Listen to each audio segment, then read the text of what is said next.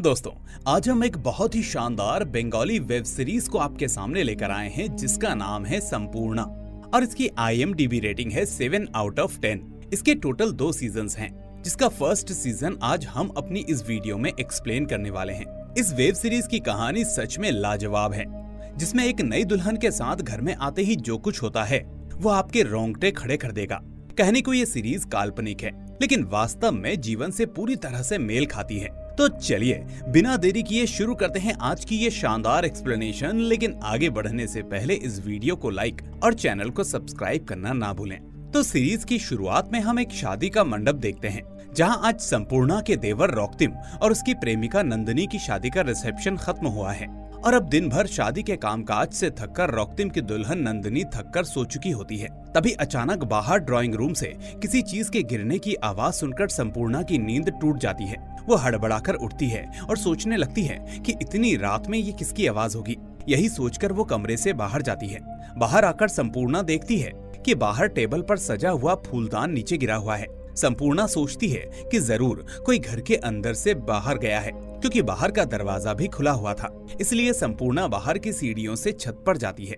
छत पर जाकर संपूर्णा हैरान हो जाती है, क्योंकि घर की नई दुल्हन नंदिनी अपने कमरे में ना होकर छत पर होती है। उसके कपड़े और बाल बिल्कुल अस्त व्यस्त होते हैं और हालत बहुत खराब होती है। चेहरे का मेकअप बिल्कुल ही बिगड़ा हुआ होता है। आखिर नंदिनी के साथ क्या हुआ था, ये हमें आगे पता चलेगा। अब सीन यहाँ से 1 हफ्ते पहले शिफ्ट होता है, जहाँ संपूर्णा और उसका देवर रॉक्तिम दोनों शादी की कुछ जरूरी चीजें जैसे कपड़े और गहनों पर चर्चा कर रहे होते हैं। यहाँ भाभी अपने देवर रॉक्तिम को बीच बीच में छेड़ रही थी, क्योंकि रॉक्तिम अपनी शादी को लेकर बहुत ज्यादा एक्साइटेड था। ठीक उसी समय रॉक्तिम की माँ वहाँ आ जाती है और कहती है कि ये शादी संभव नहीं है और दोनों के विवाहित जीवन में बहुत सारी बाधाएं लिखी हैं, इसलिए वो इस शादी के लिए तैयार नहीं है। माँ के मुंह से ये सारी बातें सुनकर रॉक्तिम एकदम से स्तब्ध रह जाता है। साथ ही संपूर्णा भी ये सुनकर दंग रह जाती है कि अचानक ये सब क्या हो गया। उधर नंदिनी के माँ बाप भी शादी के लिए गहने और बाकी शॉपिंग में बिजी होते हैं। तभी नंदिनी के पापा को एक कॉल आता है। ये कॉल रॉक्तिम की माँ ने किया था। फोन उठाते ही थोड़ी देर में उसके चेहरे की हवाइयाँ उड़ जाती हैं। उन्हें यही बताया गया था कि ये शादी नहीं हो सकती। नंदिनी की माँ को जब उसके पापा ने ये खबर दी तो दोनों के सिर पर जैसे पहाड़ टूट पड़ा, क्योंकि बेटी की शादी के लिए खाने पीने से लेकर शादी के मंडप और सभी को कार्ड बांटने तक का सारा काम पहले ही हो चुका था। वहीं अगले दिन हम सुबह नाश्ते के लिए डाइनिंग टेबल पर रॉक्तिम को उदास बैठा हुआ देखते हैं। यहाँ भाभी संपूर्णा नाश्ता परोस रही होती है और सास कुछ रिश्ते के लिए लड़कियों की तस्वीरें लाकर लड़के को दिखा रही होती है। साथ ही वो ये भी कहती हैं कि शादी का एडवांस जो कुछ भी दिया गया है वो वैसा ही रहेगा, सिर्फ दुल्हन बदल जाएगी। इसलिए इस बात को लेकर किसी को कोई चिंता करने की कोई जरूरत नहीं है। लेकिन रॉक्तिम इस पर कोई जवाब नहीं देता और माँ की बात पर और गुस्सा होकर बिना कुछ खाए पिए ही ऑफिस के लिए निकल गया। पीछे पीछे संपूर्णा दौड़कर टिफिन बॉक्स लाकर रॉक्तिम को दे देती है। यहाँ रॉक्तिम अपनी भाभी से कहता है कि अगर वो शादी करेगा तो सिर्फ नंदिनी से करेगा और इस शादी के बारे में कोई कुछ ना कहे। ये सब भाभी को बताकर रॉक्तिम ऑफिस के लिए निकल जाता है। वहीं संपूर्णा की सास पुराने विचारों वाली थी, इसलिए वो कुंडली और शादी के रीति रिवाजों को बहुत मानती थी। इसलिए सबकी सहमति होने के बावजूद वो ये शादी करवाने को तैयार नहीं थी। इधर नंदिनी और रॉक्तिम का रिश्ता 1 साल से बहुत गहरा था। उधर रात को सोते समय संपूर्णा इस बारे में अपने पति प्रतिम से बातचीत करती है। वो कहती है कि नंदिनी का शांत स्वभाव सभी को पसंद है, खासकर संपूर्णा को। अगर वो अपनी माँ से बात करे तो शायद वो मान जाए। तो प्रतिम जवाब देता है कि इसका उपाय तो तुम्हारे पास ही है। तुम अगर माँ को अच्छे से ये बात समझाकर कहोगी तो वो जरूर सुनेंगी। तुम्हारी बात माँ कभी नहीं टालेंगी, देखना। ये सुनकर संपूर्णा को एक आइडिया आता है और अगले दिन वो नंदिनी को फोन करके एक कॉफी शॉप पर बुलाती है। यहाँ संपूर्णा नंदिनी से मिलकर उसके हाथ में पहनी हुई एक चूड़ी मांगती है, ताकि वो शादी के लिए गहने बनवा सके। ये देखकर नंदिनी हैरान हो जाती है और हिचकिचाते हुए कहती है कि दीदी, आप तो जानती हैं कि ये शादी शायद नहीं होगी। इस पर संपूर्णा मुस्कुराकर नंदिनी से कहती है कि वो इस बारे में बिल्कुल भी चिंता ना करें और रॉक्तिम भी उसके अलावा किसी और से शादी नहीं करेगा। ये सुनकर नंदिनी का टूटा हुआ सपना जैसे फिर से जुड़ जाता है। भाभी की बात सुनकर नंदिनी के चेहरे पर मुस्कान लौट आती है। इधर घर आकर संपूर्णा अपनी सास को बताती है कि महेश शास्त्री नाम के एक जाने माने ज्योतिषी को उसने रॉक्तिम और नंदिनी की कुंडली दिखाई थी। उन्होंने कहा है कि कोई खास समस्या नहीं है, बस एक पूजा करवानी होगी। सारी बाधाएं वहीं खत्म हो जाएंगी। अब चूंकि महेश शास्त्री का नाम माँ ने पहले से ही सुना था, इसलिए संपूर्णा की बात पर भरोसा करके वो इस शादी के लिए मान जाती है। यहाँ संपूर्णा की चतुराई को देखकर रॉकटिम भी अपनी भाभी की तारीफ करने लगता है और घर का माहौल फिर से पहले की तरह खुशहाल हो जाता है। अपनी प्रेमिका के साथ शादी तय हो जाने पर रॉकटिम खुशी से झूम उठता है। अब कुछ ही दिनों में शादी हो जाती है और शादी की सभी रस्में और शुभ काम अच्छे से संपन्न हो जाते हैं। इसके बाद सीन फिर से रिसेप्शन की रात पर लौटता है, जहां नंदिनी बहुत ही बुरी हालत में दिखी थी। संपूर्णा नंदिनी के पास जाती है और पूछती है कि इतनी रात के समय इस तरह वो बाहर क्यों खड़ी है। उसकी ये हालत देखकर संपूर्णा कुछ सोच नहीं पाती। नंदिनी भी उसे कोई जवाब नहीं देती। अब कई बार पूछने पर वो एक बार रॉकटिम का नाम लेती है और फिर चुप होकर बुरी तरह से सिसकने लगती है। रॉकटिम का नाम सुनकर संपूर्णा समझ जाती है कि शायद पहली रात में उत्साहित होकर उसने नंदिनी के साथ जोर जबरदस्ती की होगी और शायद पहली बार होने के कारण वो डर गई होगी। संपूर्णा यहाँ अपनी बहन की तरह उसे समझाती है और अपने कमरे में जाने को कहती है और खुद भी अपने कमरे में सोने के लिए चली जाती है। असल में नंदिनी के साथ जो कुछ हुआ था वो रोंगटे खड़े कर देने वाला दृश्य था। उस रात रॉकटिम ने उसके साथ अपनी पत्नी जैसा व्यवहार न करके भोग विलास की सामग्री जैसा व्यवहार किया था। वो उसे नोच और काट रहा था, यहाँ तक कि उसका गला भी दबा रहा था। अगले दिन रात में दिखाया जाता है कि नंदिनी सूटकेस में हनीमून के लिए कुछ कपड़े भर रही होती है। उसकी आंखों में बार बार पिछली रात की बातें घूम रही थी और वो बीच बीच में कांप उठती थी। पहली रात की घटना ने नंदिनी को भयभीत कर दिया था। तभी रॉकटिम नंदिनी के पास आता है। उसे पास देखकर नंदिनी डर से कांप उठती है। उसी समय भाभी संपूर्णा वहां आती है और रॉकटिम को थोड़ी देर के लिए बाहर जाने को कहती है। उसके बाहर जाने पर संपूर्णा नंदिनी को एक हनीमून नाइटी गिफ्ट करती है। साथ ही नंदिनी को समझाती है कि हनीमून पर जाकर दोनों खूब एंजॉय करना और एक दूसरे को समझने के लिए समय देना। वहीं नंदिनी बिना कुछ कहे चुपचाप सुनती रहती है। इसके बाद वो दोनों हनीमून के लिए निकलते हैं। रॉकटिम ने एक 5 स्टार होटल बुक किया था। रात में रॉकटिम टीवी देखते हुए बैठा होता है। तभी नंदिनी भाभी की दी हुई नई नाइटी पहनकर रॉकटिम के सामने आकर खड़ी हो जाती है। नंदिनी को इस रूप में देखकर रॉकटिम हैरान हो जाता है। सच में वो बहुत ही प्यारी लग रही थी। रॉकटिम धीरे से उठकर नंदिनी के पास आता है। ये सीन देखकर महसूस होता है कि शायद इस बार रॉकटिम अपनी पत्नी को बहुत प्यार करेगा और अपनी बाहों में भर लेगा। लेकिन नंदिनी के पास आते ही रॉकटिम के अंदर का वो पाशविक दैत्य जाग उठता है। उधर रात में खाना खाकर संपूर्णा और उसका पति प्रतिम सो जाते हैं। तभी छोटे भाई रॉकटिम का कॉल आता है। प्रतिम के फोन रिसीव करने पर रॉकटिम बताता है कि नंदिनी होटल के कमरे से बाहर चली गई है और कहीं मिल नहीं रही। प्रतिम के कुछ कहने से पहले ही संपूर्णा फोन ले लेती है। वो रॉकटिम को सिक्योरिटी गार्ड से बात करने के लिए कहती है। तभी इसी बीच संपूर्णा को शादी की वो रात याद आती है जब नंदिनी छत पर मिली थी। ये बात याद आते ही संपूर्णा रॉकटिम को होटल की छत पर नंदिनी को ढूंढने के लिए कहती है। संपूर्णा के कहने पर रॉकटिम सिक्योरिटी गार्ड को लेकर ऊपर जाकर नंदिनी को ढूंढने लगता है और सच में नंदिनी छत के एक कोने में छुपकर सिसक रही होती है। यहाँ नंदिनी बहुत ही भयानक हालत में मिली थी। इधर रॉकटिम के घर वाले चिंता में थे। किसी की आंखों में नींद नहीं थी। संपूर्णा की सास ने संपूर्णा से कहा कि उन्हें नंदिनी का स्वभाव पहले से ही पसंद नहीं था। शादी के बाद से उसका गुमसुम चेहरा और किसी से बात ना करने की आदत उन्हें बिल्कुल भी अच्छी नहीं लग रही थी। उन्होंने बड़ी बहू से कहा कि तुम जरा नंदिनी पर नजर रखना। मैंने तो पहले ही इस शादी के लिए सहमति नहीं दी थी। मेरी बात ना सुनने का फल यही होता है।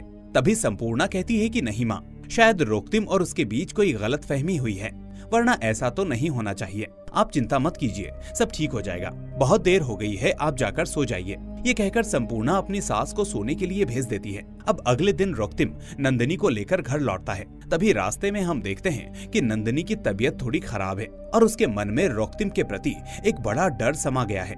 रॉकटिम के छूने से ही उसका शरीर कांप उठता है। दोनों के घर आने पर नंदिनी को देखकर सास और ससुर का गुस्सा बहुत बढ़ जाता है। हालांकि यहाँ कोई नंदिनी से एक शब्द भी नहीं कहता। सिर्फ संपूर्णा आगे बढ़कर नंदिनी को उसके कमरे में ले जाती है और यहाँ वो कमरे में नंदिनी से उसके उस रात के व्यवहार का कारण पूछने लगती है। ये सुनकर चुप और शांत नंदिनी के गालों पर आंसू बहने लगते हैं। वो बिना कुछ कहे संपूर्णा को एक एक करके चोट के निशान दिखाने लगती है। लगभग पूरे शरीर में उसके दांतों के काटने और नाखून के खरोच के बुरे निशान थे। पहली बार ऐसा कुछ देखकर संपूर्णा के होश उड़ जाते हैं। बाहर हमेशा अच्छा व्यवहार करने वाले रॉकटिम के इस नर पिशाच रूप की कल्पना संपूर्णा ने शायद सपने में भी नहीं की थी। उस दिन दोपहर में खाने के समय संपूर्णा को बार बार शादी की रात की बात याद आ रही थी। बेचारी नंदिनी कुछ कहना चाहकर भी कुछ नहीं कह पा रही थी। ये दृश्य संपूर्णा की आंखों के सामने घूम रहा था। चिंता में डूबी संपूर्णा के हाथ से उस दिन दाल का कटोरा भी जमीन पर गिर जाता है। दोपहर में कमरे में बैठी संपूर्णा सोच रही थी। यहाँ प्रतिम उसे अपने ऑफिस और दोस्तों के बारे में बातें बता रहा था, लेकिन उस समय प्रतिम की कोई भी बात उसके कानों में नहीं जा रही थी। प्रतिम उसे इस तरह बैठे देखकर उसे बुलाने लगता है। यहाँ वो अपने पति से कहती है कि वो नंदिनी और रॉक्तिम को लेकर बहुत परेशान है। प्रतिम कहता है कि कुछ ही दिनों में वो नए फ्लैट में चले जाएंगे, तब उनके बीच में क्या हो रहा है ये भी पता नहीं चलेगा, इसलिए इस बारे में इतनी चिंता मत करो। साथ ही उसने कहा कि उसके भाई रॉक्तिम ने नंदिनी की मेंटली प्रॉब्लम की बात पहले से ही सबको बता दी है। संपूर्णा अपने पति के मुंह से ये बात सुनकर हैरान हो जाती है। खुद को स्थिति से बचाने के लिए रॉक्तिम ने पहले ही सारा दोष नंदिनी पर मढ़ दिया था। इसके बाद संपूर्णा अपने पति प्रतिम को सारी घटना खुलकर बताती है। नंदिनी के शरीर पर लगे दागों से लेकर सभी बातों को वो अच्छे से बताने लगती है, लेकिन उन सब बातों पर गौर न करते हुए प्रतिम संपूर्णा को इस विषय से दूर रहने के लिए कहता है, क्योंकि ये रॉक्तिम और नंदिनी का व्यक्तिगत मामला था। साथ ही वो ये भी चेतावनी देता है कि इस विषय पर किसी के सामने कोई भी चर्चा ना करे। तभी संपूर्णा उसे टोकते हुए कहती है कि क्या करना है और क्या नहीं ये मैं खुद तय करूंगी, मुझे किसी की सलाह नहीं चाहिए। ये कहकर संपूर्णा कमरे से बाहर चली जाती है। उस दिन शाम को संपूर्णा की सास संपूर्णा को आकर बताती है कि हर साल की तरह इस बार भी उसे अपने मायके जाना होगा, क्योंकि इस बार बड़े पैमाने पर राधा गोविंद की पूजा रखी गई है। साथ ही संपूर्णा की मां की तबीयत भी कुछ दिनों से खराब चल रही है। उन्होंने ये भी कहा कि नंदिनी कुछ दिनों के लिए घर की देखभाल कर लेगी। इसी मौके पर संपूर्णा अपनी सास को बताती है कि नंदिनी की तबीयत ठीक नहीं है, शायद इस बार वो मायके नहीं जा पाएगी। ये सुनकर सास आश्चर्य से नंदिनी की खराब तबीयत का कारण पूछती है, तो संपूर्णा अपनी सास को बातें समझाने की कोशिश करती है। वो कहती है कि रॉक्तिम का नंदिनी के साथ व्यवहार अच्छा नहीं है। बड़ी बहू से अपने छोटे बेटे की ऐसी बदनामी सुनकर सास गुस्से से आग बबूला हो जाती है और उल्टा संपूर्णा को ही डांटने लगती है। वो कहती है कि कोई अच्छे घर की लड़की अपने सोने के कमरे की बातें ऐसे किसी को नहीं बताती। यहाँ सास संपूर्णा को और भी बहुत सी उल्टी सीधी बातें सुनाने लगती है और फिर वहाँ से चली जाती है। अब सीन यहाँ से चेंज होता है और हमें दिखाया जाता है कि नंदिनी अपने कमरे में बैठकर अपनी माँ से फोन पर बात कर रही होती है। नंदिनी के माँ और पापा को अपनी बेटी की इस दुखद स्थिति का भी पता नहीं था, क्योंकि नंदिनी ने ये बातें कभी किसी को नहीं बताई थी। नंदिनी की तरह ही उसके माँ और पापा भी बहुत शांत और भोले थे। तभी कमरे में रॉक्तिम घुसता है। नंदिनी तुरंत फोन रख देती है। रॉक्तिम को पास देखकर नंदिनी को कुछ असहज महसूस होता है। नंदिनी के पास आकर इस बार रॉक्तिम उसके हाथ में एक चॉकलेट थमा देता है और माफी मांगता है। वो कहता है कि उस दिन जो भी गलतियां उसने उसके साथ की वो दोबारा कभी नहीं होंगी। रॉक्तिम को इस तरह माफी मांगते देखकर नंदिनी को थोड़ी राहत महसूस होती है। मन ही मन आशा की एक किरण उसके मन में जागने लगती है कि शायद स्थिति धीरे धीरे ठीक हो जाएगी। लेकिन क्या सच में रॉक्तिम को अपने किए गए अत्याचारों पर पछतावा था, या वो नंदिनी को बातों से विश्वास दिलाकर किसी बड़ी घटना के लिए तैयारी कर रहा था? ये हमें थोड़ी ही देर में पता चलेगा। रॉक्तिम नंदिनी को नया घर दिखाने के लिए ले जाना चाहता था। अब अगले दिन सुबह नंदिनी ने संपूर्णा को बताया कि सब कुछ ठीक है और रॉक्तिम ने भी अपनी गलती के लिए माफी मांग ली है, इसलिए उसने परेशान संपूर्णा को और चिंता करने से मना कर दिया। यहाँ अपनी छोटी बहन जैसी प्यारी नंदिनी के सर पर संपूर्णा हाथ फेरती है और उसे अच्छे से और सावधानी से रहने को कहती है। साथ ही वो बताती है कि शायद नंदिनी के घर शिफ्ट के समय वो अपने मायके में रहेगी, लेकिन लौटकर नंदिनी के नए घर जाकर सारे घर के काम में मदद कर देगी। अब कुछ ही दिनों में रॉक्तिम और नंदिनी अपने नए घर में शिफ्ट हो जाते हैं। साथ ही संपूर्णा भी अपने मायके मुर्शिदाबाद राधा गोविंद की पूजा के लिए चली जाती है। इसके बाद बहुत धूमधाम से संपूर्णा अपने मायके में और नंदिनी अपने नए फ्लैट में होली का त्योहार मनाती हैं। तभी एक दिन नंदिनी काफी खुश थी, क्योंकि रॉक्तिम का व्यवहार उसके प्रति बदल गया था। पहले जैसा पाशविक व्यवहार अब नंदिनी को अपने पति से नहीं मिल रहा था। नंदिनी भी पहले से ज्यादा खुलने लगी थी। वहीं पूजा खत्म होने पर संपूर्णा अपने पति के घर लौट आई थी। इसी बीच एक रात अचानक संपूर्णा के दरवाजे पर खटखटाने की आवाज सुनकर वो घबराते हुए उठती है। यहाँ उसकी सास जोर जोर से बड़े बेटे प्रतिम को बुला रही थी। प्रतिम जल्दी से दरवाजा खोलता है। तभी संपूर्णा बाहर सास और ससुर को बहुत डरे हुए देखती है। यहाँ उसकी सास सिसकते हुए बताती है कि नंदिनी घर के फर्श पर गिरकर बुरी तरह से घायल हो गई है और गंभीर हालत में उसे अस्पताल ले जाया गया है। ये सुनकर जल्दी से संपूर्णा और प्रतिम माँ बाप के साथ अस्पताल के लिए रवाना हो जाते हैं। वहीं नंदिनी की हालत बहुत ज्यादा खराब थी। उसे बहुत गंभीर हालत में हॉस्पिटल लाया गया था। उसके सिर से खून बह रहा था। इधर रॉक्तिम का परिवार भी अस्पताल पहुंच जाता है। यहाँ संपूर्णा बाहर से नंदिनी को देखकर समझ जाती है कि ये कोई दुर्घटना नहीं है। वो आसानी से अनुमान लगा लेती है कि नंदिनी रोक्तिम के ही किसी अपराध का शिकार हुई है। इधर भाभी को देखकर डर के मारे रोक्तिम किसी काम का बहाना बनाकर अस्पताल से बाहर निकल जाता है। संपूर्णा भी जल्दी से रोक्तिम के पीछे पीछे जाती है और इस बार सीधे सीधे पूछती है कि उसने नंदिनी के साथ ऐसा क्या किया कि आज उसकी ये हालत हो गई। रोक्तिम झूठ बोलते हुए कहता है कि वो बाथरूम में फिसल गई थी, जिससे उसकी ये हालत हुई है। संपूर्णा को रोक्तिम की बात पर बिल्कुल भी विश्वास नहीं होता, क्योंकि नंदिनी के होंठ, गर्दन और हाथों पर चोट के निशान थे, जो ऐसे फिसलकर गिरने से नहीं हो सकते थे। इसलिए संपूर्णा रोक्तिम से कहती है कि नंदिनी के होश में आने पर वो सबसे पहले उससे मिलकर सारी बातें जानेगी।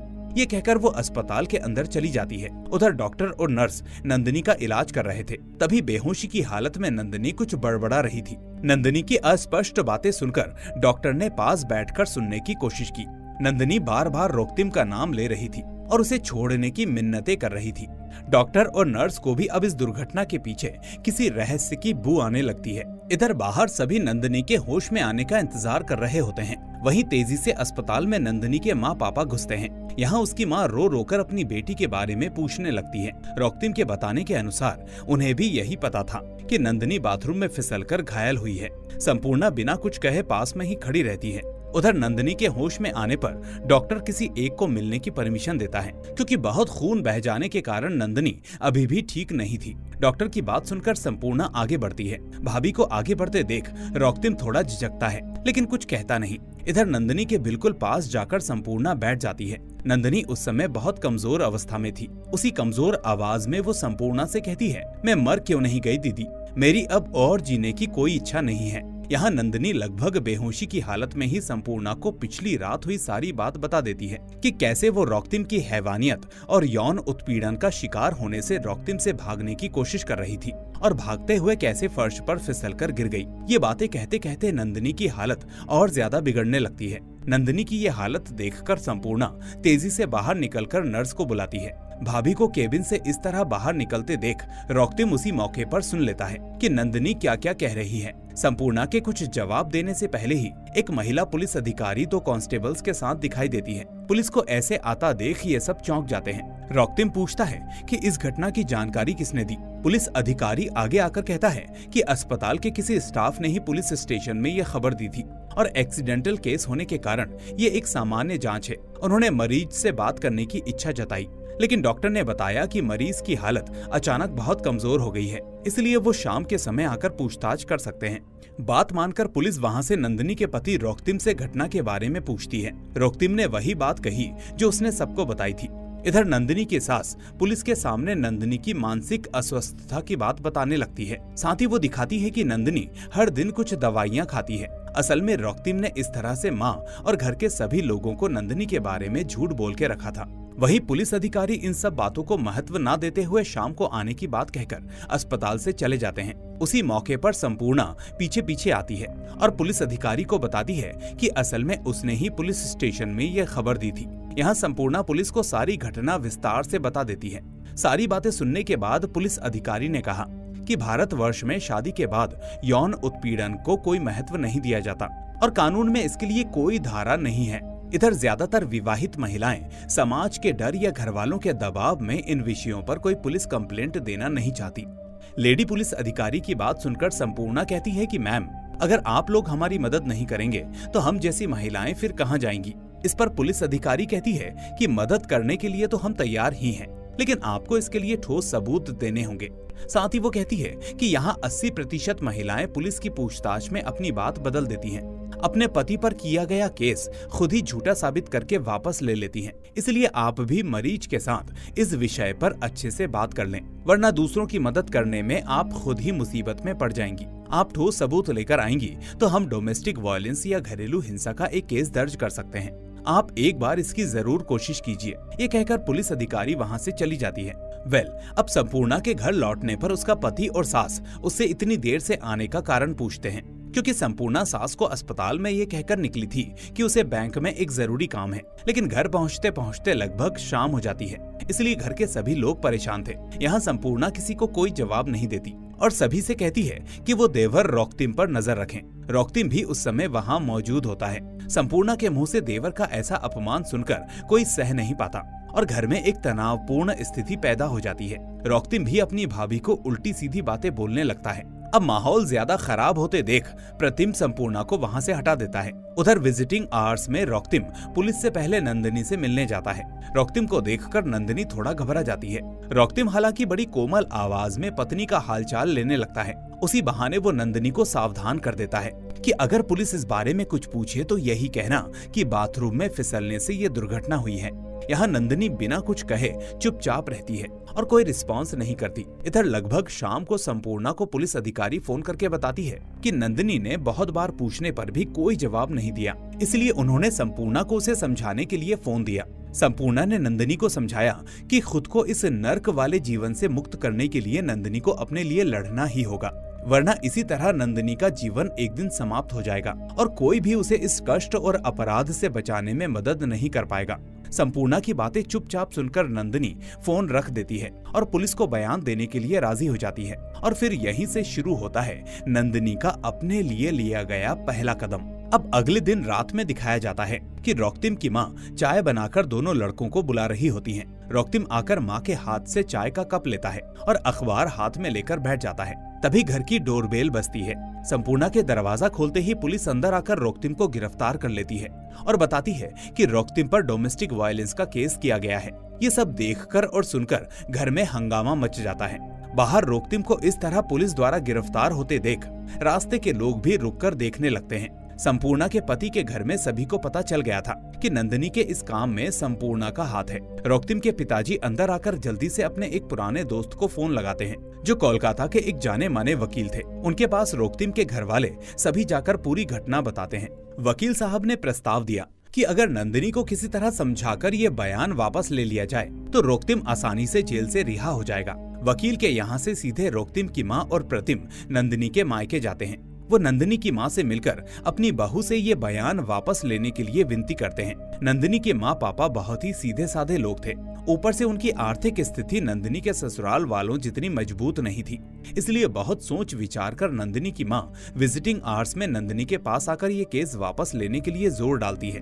वो कहती हैं कि ऐसी छोटी मोटी गलत फहमी और घटनाएं पति पत्नी के बीच में होती रहती हैं। इतनी छोटी सी बात को लेकर इतना बड़ा कदम उठाना तुम्हारी गलती है बेटी। हमारी किस्मत अच्छी है कि इतने बड़े घर में तुम्हारी शादी हुई है, इसलिए ये सब केस वापस लेकर अपना घर संसार अच्छे से चलाने की कोशिश करो। यहाँ नंदिनी अपनी माँ की इन बातों से हैरान रह जाती है। अपनी माँ को ही बेटी की इस हालत की उपेक्षा करते देख नंदिनी को बहुत दुख होने लगता है, लेकिन माँ की आंखों में देखकर वो ये केस वापस लेने के लिए मान जाती है और थाने जाकर ये बयान वापस ले लेती है और कुछ दिनों के लिए अपनी माँ के घर रहने के लिए चली जाती है। इधर पुलिस अधिकारी फोन करके नंदिनी के केस वापस लेने की खबर संपूर्णा को देती है। खबर पाकर संपूर्णा निराश होकर टूट जाती है। दूसरी तरफ रॉक्तिम भी जेल से रिहा होकर घर लौटता हुआ दिखाया जाता है। संपूर्णा अपनी पुरानी सहेली स्मिता को ये बात बताती है। मन ही मन संपूर्णा को बहुत पछतावा होता है क्योंकि ये शादी उसी ने करवाई थी। नंदिनी के लिए वो बहुत ही ज्यादा डिस्टर्ब रहने लगती है। स्मिता कहती है कि इसमें संपूर्णा की कोई गलती नहीं है और आगे जो भी करना होगा उसके लिए स्मिता संपूर्णा का साथ देने के लिए वादा करती है। अब तक रॉक्तिम के घर के आसपास पड़ोस से लेकर ऑफिस के लोगों तक सभी को इस घटना के बारे में पता चल चुका था।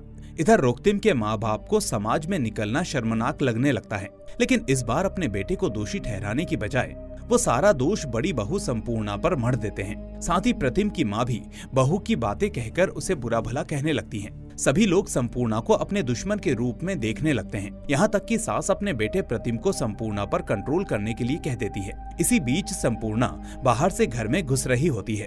यहाँ सास की बातें सुनकर संपूर्णा वापस मुड़ने लगती है, जिसके बाद घर में फिर से एक टेंशन का माहौल बन जाता है। इस बार प्रतिम शांत न रहकर गुस्से में संपूर्णा को जबरदस्ती कमरे में ले जाता है और बताता है कि नंदिनी के घर से केस पहले ही वापस ले लिया गया है। इसके बाद भी अगर संपूर्णा शांत नहीं हुई तो उसे इस घर से अलग रहने की व्यवस्था करने के लिए कहने लगता है।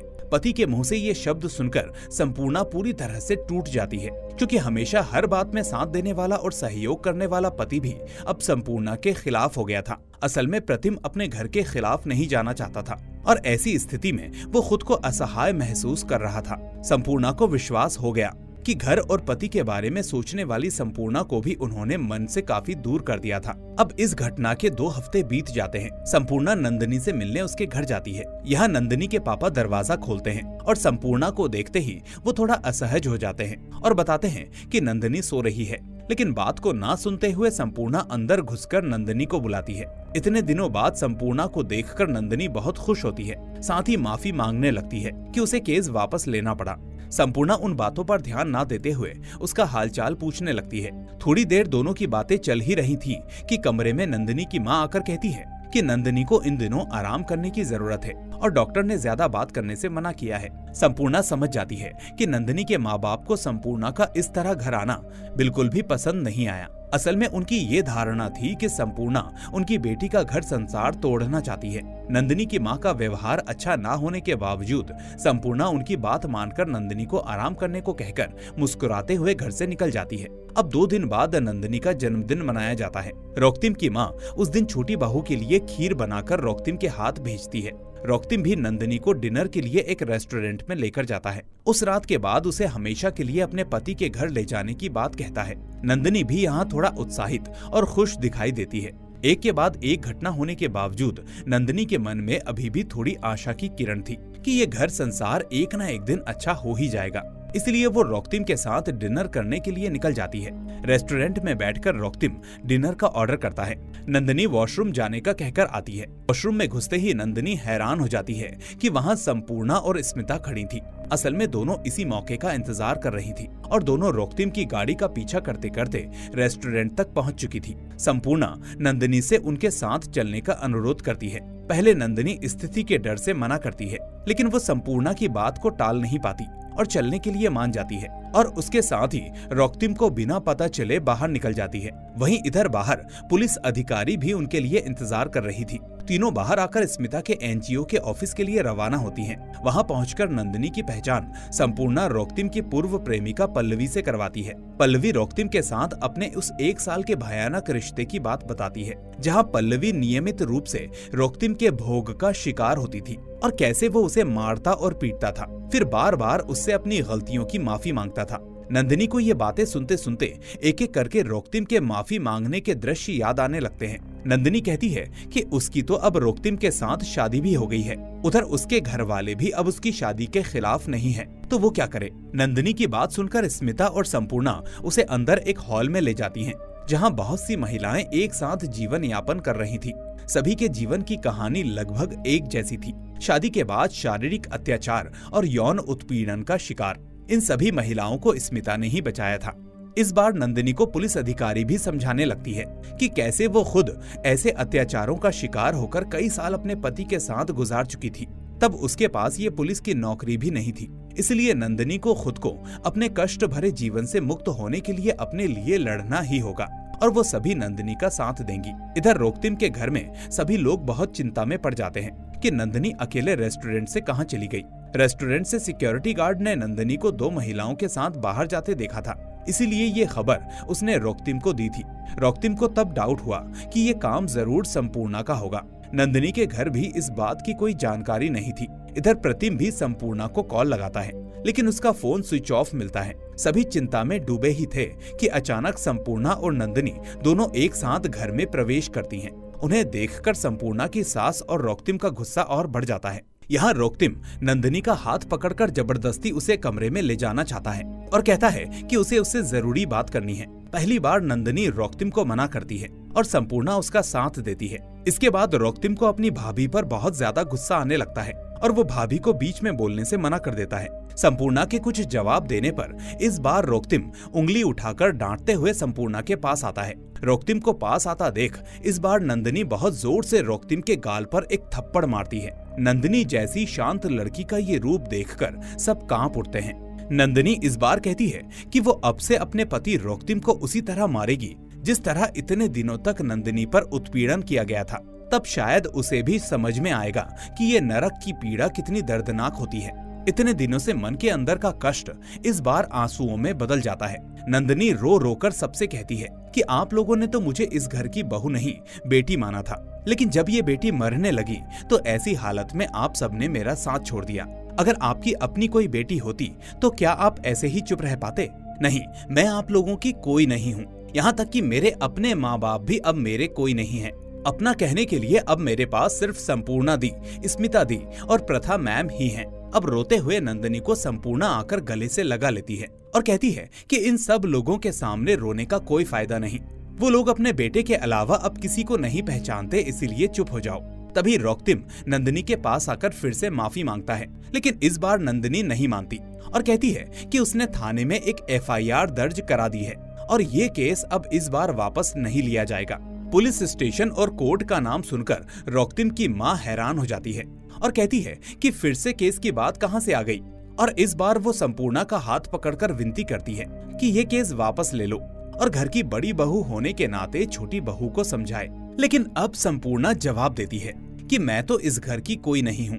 अगर मैं आप लोगों की अपनी होती तो मुझे इस घर से जाने के लिए कभी नहीं कहा जाता। इतने दिनों तक इस घर की देखभाल करने के बाद भी आप लोग मुझे अपना नहीं मान सके, ये मैं भी अब महसूस कर रही हूँ। वहीं खड़ा प्रतिम ये सब चुपचाप सुन रहा था। असल में प्रतिम को अंदर ही अंदर अपनी पत्नी के प्रति किए गए बुरे व्यवहार पर बहुत पछतावा और दुख हो रहा था। इस बार संपूर्णा रॉकटिम से कहती है कि जो भी कानूनी कार्यवाही होगी अब कोर्ट अदालत में होगी। ये कहकर वो नंदिनी को लेकर वहाँ से चली जाती है।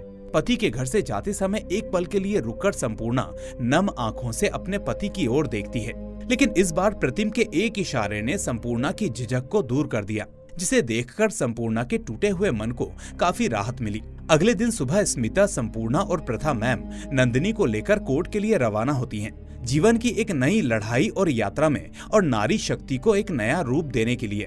और इसी के साथ संपूर्णा पार्ट 1 यहीं खत्म होता है। दोस्तों, क्या नंदिनी को अपने ऊपर हुए अत्याचारों के खिलाफ न्याय मिलेगा या नंदिनी का पति अपने पैसों की ताकत से ये केस अपनी तरफ कर लेगा? क्या कोर्ट भी ये जवाब देगा कि मैरिटल रेप जैसी कोई धारा यहाँ नहीं है?